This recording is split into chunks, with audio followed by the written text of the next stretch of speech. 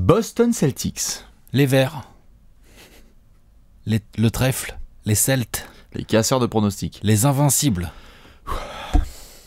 Ouais. Oh la vache. Oui, casseurs de pronostics, c'est clair. Mais même, surtout, les casseurs de, comment dire, les casseurs de jeu, les casseurs de tendance. À chaque fois qu'on croit que ça y est, c'est bon, là, ils sont rincés, c'est bon, c'est mort, eh ben non. C'est incroyable. Non. Donc évidemment, on s'installe pour pouvoir parler de Boston, quoi. Arrêtez de changer de veste, Trash Talk. Il y a une semaine, vous avez fait les previews, vous avez dit Philly passait. Ah ouais, moi je pensais vraiment. Mais il n'y a pas de problème. On a fait la preview, il y avait 1-0 pour, je crois, pour Boston. Ouais. C'est ça, hein, ouais, il y avait 1-0 avec un match parfait. Non, il y avait 1-0 avec un match parfait. Et on a dit, bon, mais non, Philly peut revenir. Bien sûr. Enfin, bah non. 3-0. C'est pas fini, mais. Il y a déjà 3-0. Aucune équipe n'est revenue à 3-0, si je dis pas de bêtises. Never. Voilà. Donc évidemment, on va parler un petit peu de Boston pendant qu'Alex s'occupe du GOAT. Brad Stevens et plein de joueurs. On va en parler en long et en large. Déjà, juste par rapport à la série, évidemment. Les gens qui ont mis Boston qui passe en finale de conférence, très bien, félicidables, il faut finir le boulot. Mais par contre, 3-0. Oui. Et franchement, la manière c'est ouf. Exactement. Il faut qu'on parle de tout parce que 3-0, qui avait déjà prévu qu'il y ait un potentiel sweep, tu te rends compte? Un sweep des Sixers après le premier round qu'ils ont fait contre Miami. Si vous l'avez, on veut bien des screens évidemment, mais on va devoir parler de tout le monde parce que là, on en parlait même hier soir, on était au flow, on avait discuté un petit peu pour le match, notamment entre Warriors et Pelicans. D'ailleurs, on fait la bise à ceux qui étaient là. Il y a cet aspect de, tu sais, les films de cowboy où tu lui tires dessus, le mec il perd un bras, une jambe, une côte, et il continue d'avancer le mec. À Boston, ils ont perdu combien de joueurs? C'est dingue. Gordon Hayward au premier match de la saison. Kyrie, tu joues pas. Daniel Theis, tu joues pas. Marcus Smart, il est arrivé en moitié de série. Voilà. Après, t'as Jaylen Brown à qui arrive un pépin. Là, il était limite en sortie de banc. C'est incroyable. Et l'autre, il s'ajuste. Et justement, on était en train de parler en off parce que là, vous allez avoir droit à la petite minute d'Alex. Parce qu'il y a un gamin quand même dont on va parler tout de suite. Ah, tu veux parler de lui avant de son coach? Ouais, ok, pourquoi pas. On termine avec le meilleur pour la fin. Ouais, d'accord, ok.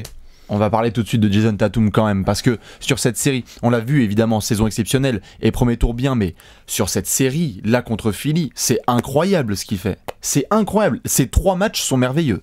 Magnifique. Et face à Ben Simmons, avec tout le blabla qu'on a fait. En fait, face à une défense qui est parmi les meilleures en régulière, qui a montré au tour d'avant contre le Heat qu'elle était capable de lockdown, de jouer physique, parce qu'il ne faut pas oublier que les Sixers, ils ont mis 4-1 à ce que je qualifierais de un bon Heat.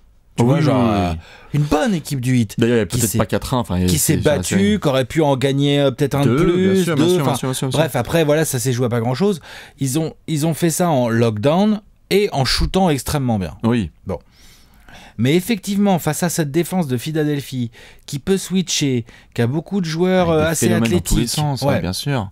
Et ben Jason Tatum, 19 ans, tape complet. Ça fait 6 mois qu'il est là, il est clutch, il est discipliné, il a des bons pourcentages. C'est limite le leading scorer. Techniquement, mais quelle aisance. Non, c'est hallucinant. C'est le joueur le plus technique de cette draft. Ouais, on peut, après, allez-y, hein, si vous avez d'autres, on peut discuter, Donovan mais en Mitchell tout cas, rigole bien pas. sûr. Mais je sais pas, Tatum, il a un truc fluide. Tatum est là depuis 5 ans, honnêtement. Il a un truc incroyable en lui. Il a une maturité qui est folle. Il jouit de très bons systèmes offensifs. Il a des systèmes, du coup, il a un coach qui appelle des systèmes pour lui, au shoot. Responsabilisation maximale. Allons-y. Donc c'est vrai qu'il se retrouve régulièrement dans de très bonnes situations pour shooter. Bien sûr. En termes de shoot extérieur. Donc ça, ok. Et il a un très bon shoot. Et il est long. Et même quand il y a un bon close-out du défenseur, il peut shooter par-dessus. Non, bien sûr. Parce que 2m03, parce que de l'ombre, parce que tout ça. Mais moi, là où il m'impressionne le plus, c'est son handle. Ses choix, en fait. Cette capacité à faire des bons choix, à fixer, à ne pas hésiter à prendre un tir en première intention quand il commence à être chaud et qu'il le sent.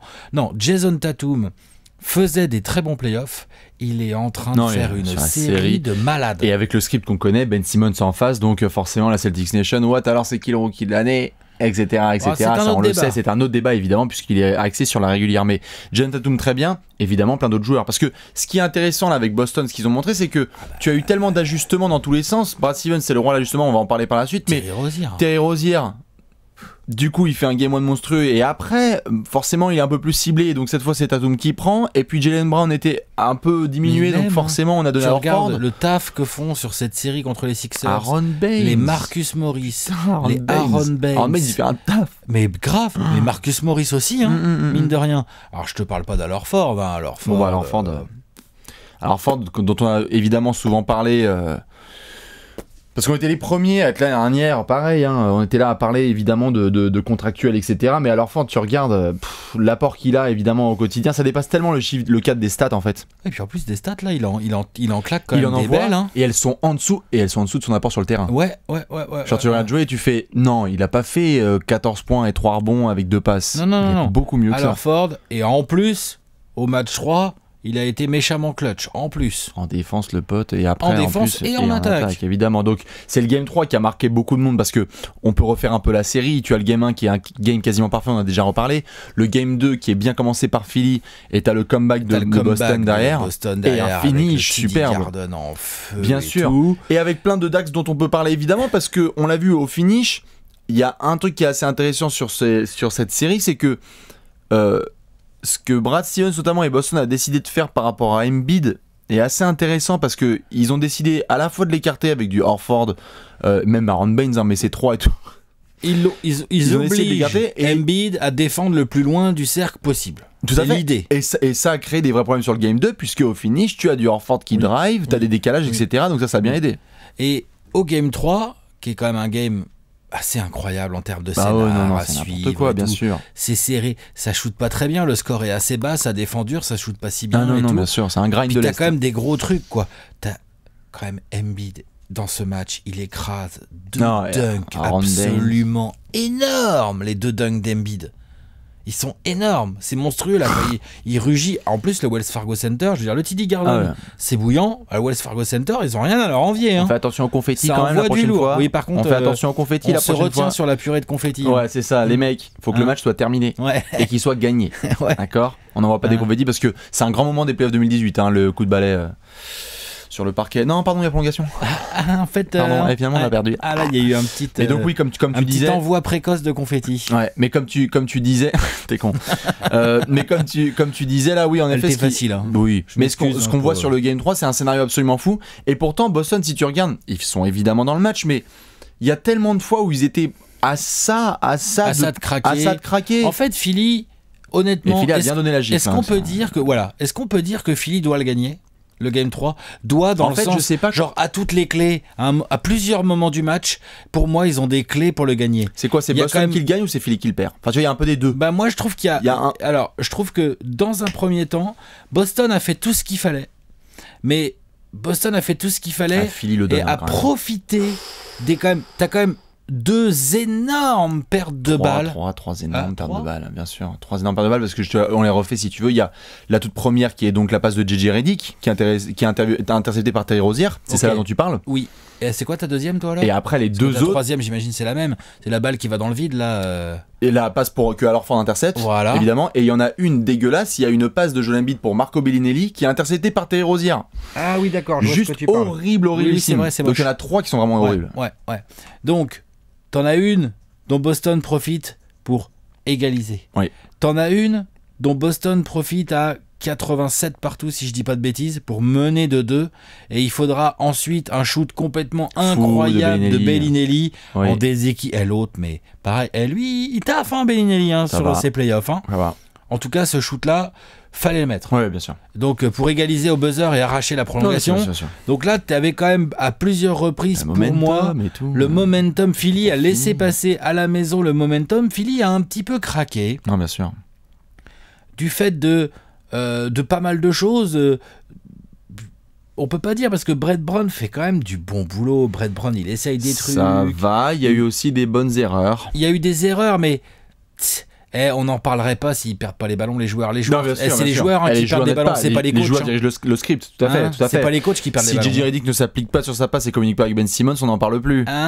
Voilà. Si les joueurs s'appliquent, évidemment. Après, ça vient aussi par le coach parce que les petits ont besoin d'être concentrés. Et en face de ça, évidemment, il y a le point où on voulait arriver. C'est-à-dire que si Brett Brown fait peut-être pas tout parfaitement, il y en a un autre en face qui c'est même plus parfait, c'est plus que parfait. C'est rare d'avoir un... C'est le franchise player de Boston. Oui. Sans Kyrie et sans Gordon Hayward, le mec a réussi avec ce groupe. Il y a du talent. Il y a trop de talent. Terry Rozier. Ce qui va mener à plein de questions d'ailleurs cet été. Ça va être très drôle. Joueurs. Jason Tatum. Ça va mener à plein de questions, Alex. Bons joueurs, voire d'excellents joueurs. Bien sûr. Voire d'excellents joueurs en devenir. Mais enfin, Terry Rozier, excellent joueur, super playoff. C'est quand même pas Kyrie Irving. On est tous d'accord. Ah, bien sûr. Après, je vois des gars quand t'es déjà Gordon Hayward qui disent déjà qu'il fallait que. Faut le transférer, non ? Ouais. Doucement. Vous allez voir Gordon Hayward. On va voir comment il va revenir. C'est un joueur incroyable, Gordon Hayward. Donc. Ce que fait Brad Stevens en termes de préparation mentale de son groupe. Déjà, sans parler de tactique. Tous les soirs, tu parce qu'on s'extasie, et c'est normal, devant les sorties de time-out de Brad Stevens, et c'est normal. C'est incroyable. Le mec, c'est un taré. Le mec, il dessine des trucs. Non, mais la séquence pour Horford. Non, mais il dessine des trucs qui... Toi... Pour la gagne. T'as besoin de 6 mois pour faire ça, il fait ça sur un temps de 2 minutes avec des gens qui bug dans les oreilles. What ? Donc ça et avec la discipline de tous, parce qu'il faut que Jaylen Brown soit discipliné sur le système. Ça veut dire qu'il y a une préparation mentale. De ouf. Je veux dire, le côté détermination, motiver les joueurs, leur faire prendre conscience de l'événement, c'est mental. Mais dans cette préparation mentale, il y a également le côté genre... Les mecs sont super bien préparés tactiquement. La tactique, c'est aussi du mental. C'est de la concentration. Bien sûr. C'est connaître les systèmes. C'est les avoir anticipés. Le système qui est mis en place sur la remise en jeu, qui permet à Horford de se retrouver à l'opposé avec le ballon, avec le défenseur derrière lui et tout, c'est clairement un schéma. Et si tu ne l'as pas bossé et rebossé, c'est pas si simple que ça à mettre en place. D'ailleurs, surtout à ce moment-là du match. Oui, bien sûr. D'ailleurs, allez le voir. Pour ceux qui l'ont pas vu, on l'a disséqué évidemment sur le site de Trash Talk.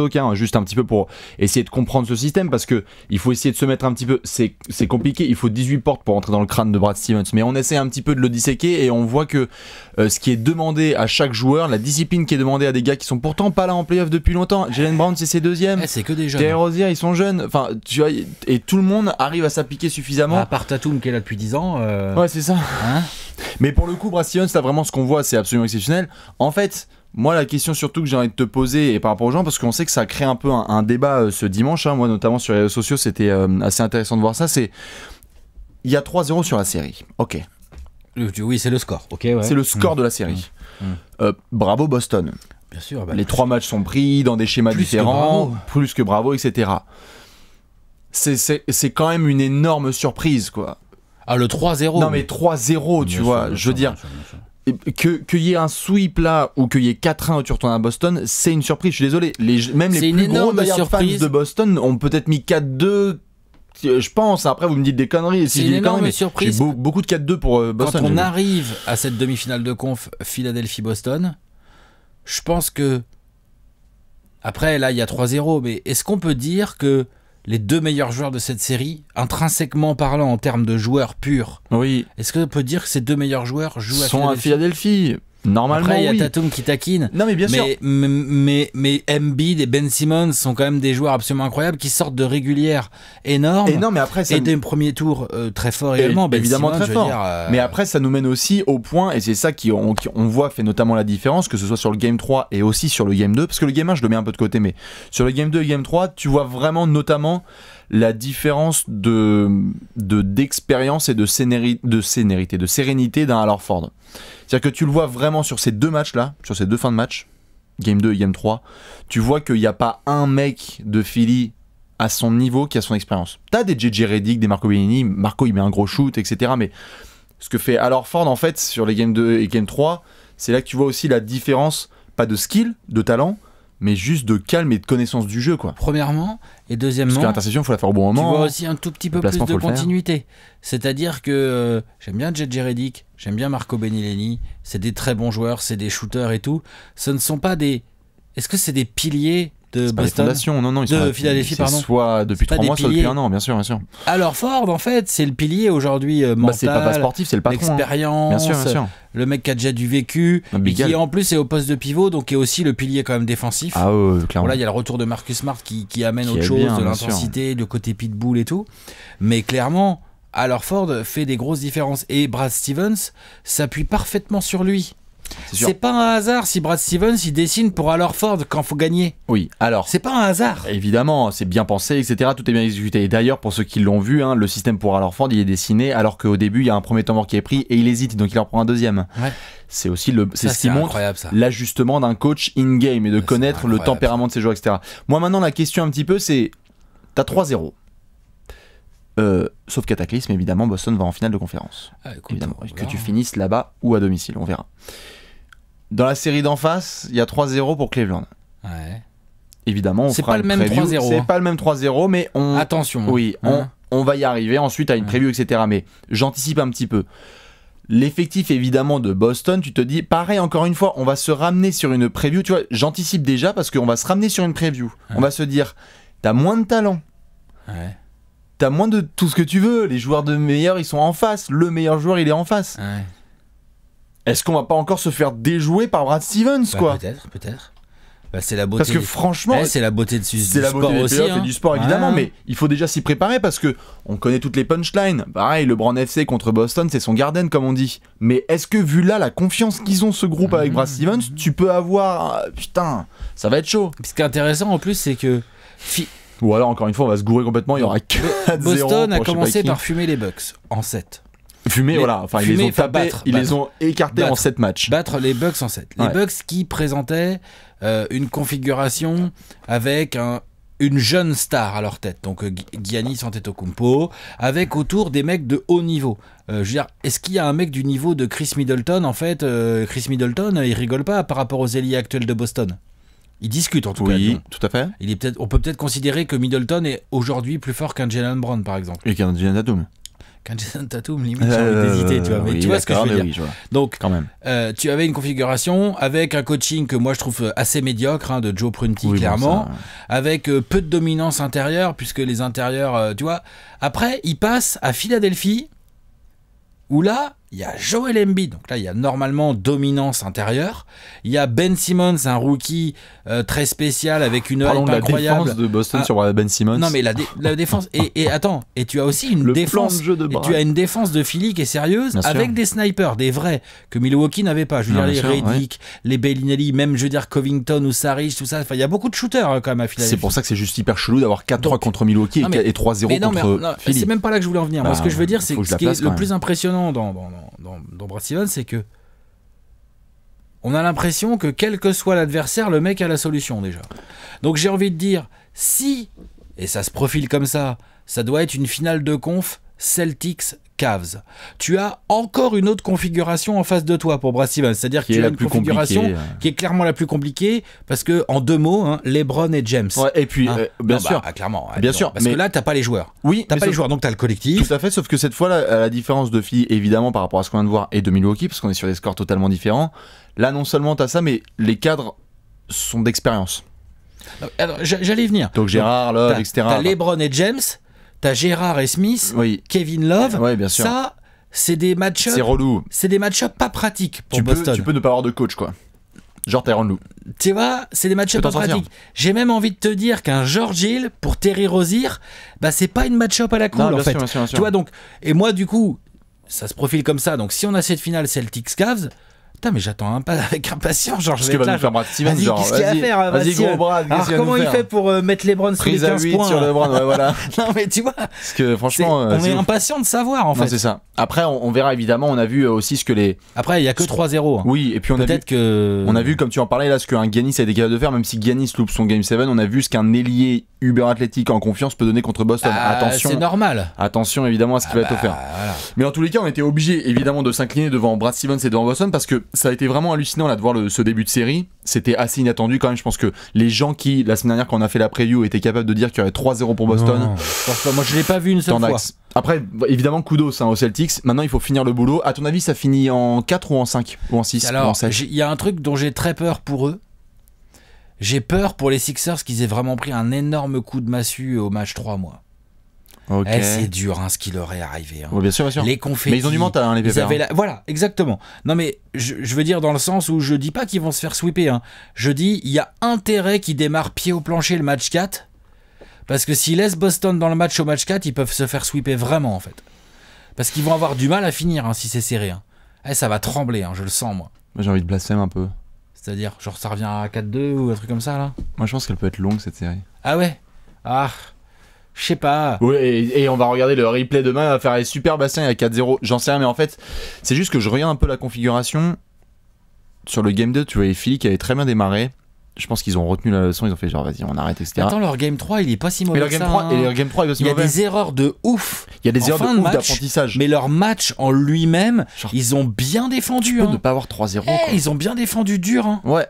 Donc en fait, je pense que si Philly assure son game 4 la maison, genre vraiment, tu vois. Ça va les remettre un peu dedans déjà. Ça les remet un peu dedans. Que tu vas à Boston en confiance, attention au game 5. Hein. Non mais ça peut être très drôle. Parce que le talent, il est là en fait.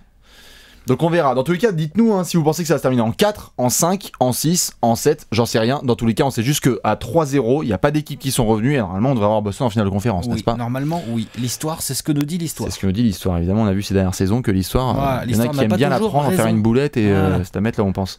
Dans tous les cas, évidemment, la bise à la Celtics Nation, c'est comme ça. Les pronostics parfois, et à la Sixers Nation aussi, hein, des fois sur les pronostics, on n'est pas forcément bon. C'était trop tendu de pouvoir pronostiquer une chose pareille, surtout sur les 2 derniers matchs, sur les détails un peu, hein, quand même. Ouais.